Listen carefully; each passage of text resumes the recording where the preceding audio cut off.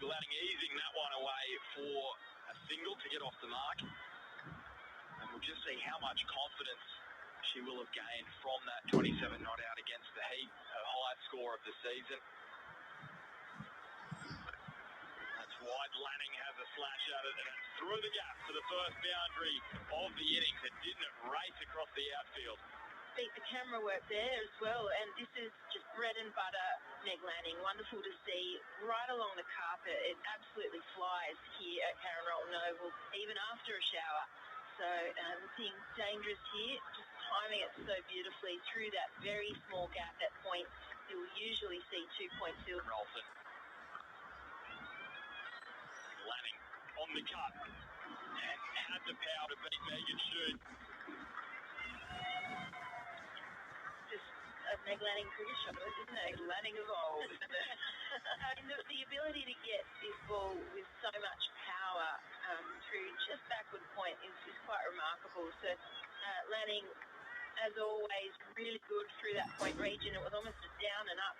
It shows us how hard his wicket square is, because that was almost an indoor cricket shot. Gets this one in the air. It's going to land in the gap and run away to the boundary for Meg Lanning, who goes to her highest score of the season.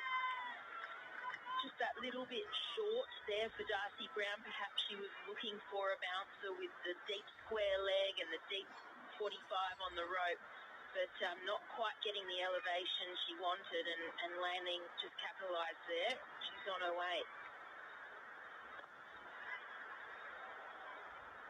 Just starting to get going now, Meg Lanning. Couple of boundaries in quick succession. Well, she'll like the look of that, because that ball looked like it sped up as it passed the infield. It's a beautiful place to bat. Lanning's had a couple of opportunities now, and now I think she's looking to open up those shoulders. It is only a 14-over game. Now she's faced 24 deliveries. She'll see this as an opportunity as the skipper of this team to start really loosening up. And this time to the other side of the ground. The same gap she found moments earlier. Past 30. There we go. She's up to 36 now in the blink of an eye. First boundary was similar to this one. This was a lot better. Feet in the air. She pulled it off its line. The second one was a misfield from the Adelaide strikers. They've missed her on a run out. They've missed her on a stumping. They're misfielding. They're really letting Meg Lanning back into the WBBL. And you mentioned this earlier, maybe a shortened match is exactly what Meg Lanning needs. Down comes Lanning, lifts it. Her confidence is growing with every shot, Meg Lanning, and that's the best of the lot. Well, I said she would have liked enjoyed the pull shot. I think she's going to like this one even better, because what she's managed to be able to do is get herself into the right position. So some quick footwork, two small little strides to get the length that she wanted. Head right over. And she comes again. That's bigger. And that's 50 for Meg Lanning in her 50th match for the Melbourne Stars.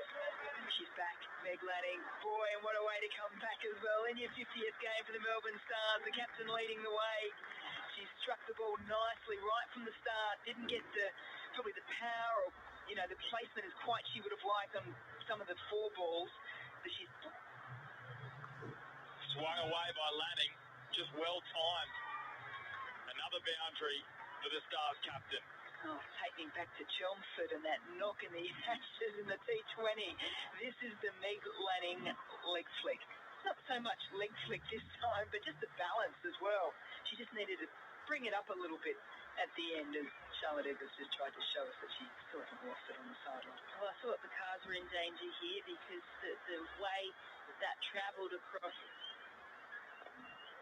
There's a full toss, and Lanning just gets it over the inner circle for four.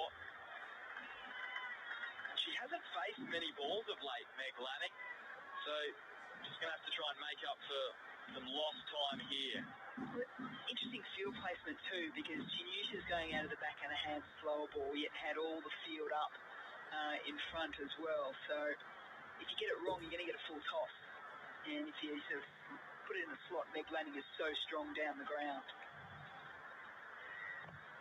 Another full toss. Lanning punishes it down the ground for 4 more.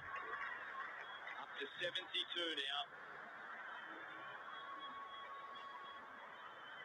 Just a little battle with the field placing here, because it looks as if Sarah Coit wants to go full for Meg Lanning and is just not quite getting the length right. So low full toss or sort of that half volley. Yeah, Meg Lanning's got the ability to go up and over all through. This is looping again, just over the fielder's head for another boundary. So great finish to that. The second last over, 13 down. The Stars 3 for 117. Just lost a little bit of control at the back end of this innings here. The Adelaide strikers through some poor execution in terms of those low full tosses, but also the field not to support.